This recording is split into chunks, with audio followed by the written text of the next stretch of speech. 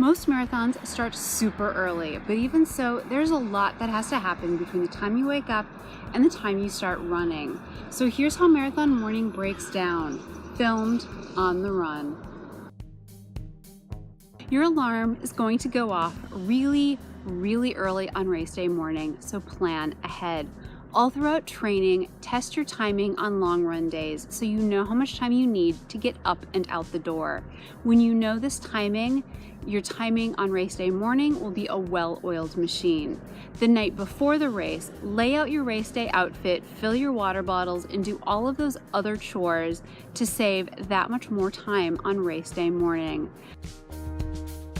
It's cliche, but true. Don't do anything new on race day and don't eat any new foods on race day. All throughout your training, develop a morning routine before your long runs. So when race day arrives, all you need to do is follow your morning routines. You'll know exactly what to do. Have a race plan so you know what time you should leave the house. The morning of the marathon should not be the first time you do the math to figure out what time you need to leave.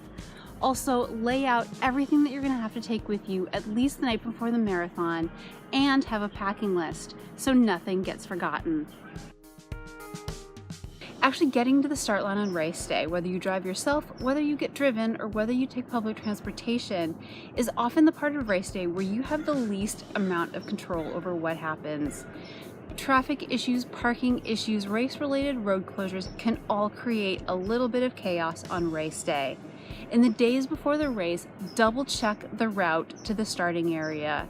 Review if there are going to be any race-related road closures and double-check where parking will be available on race day.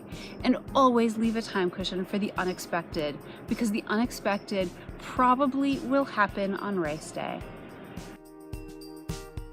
You've parked and arrived at the starting area, so now it is time for the hurry up and wait.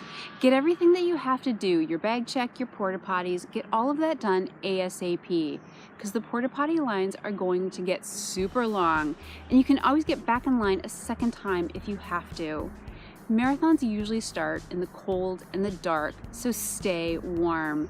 Bring an extra sweatshirt that you got at Goodwill that you can throw away, or a space blanket from an old race that you can use to stay warm while you wait. You can throw this away just before the race starts.